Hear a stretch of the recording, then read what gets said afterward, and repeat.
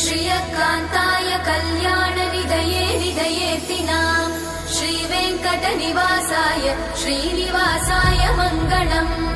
लक्ष्मी सविभ्रमालोकसुभ्रूविभ्रमचक्षुषे चक्षुषे सर्वलोकानां वेङ्कटेशाय मङ्गलम्।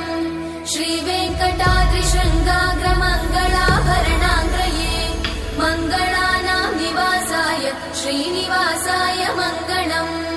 सर्वावयव सौन्दर्य सम्पदा सर्वचेतसां सदा सम्मोहनायास्तु वेङ्कटेशाय मङ्गलम्।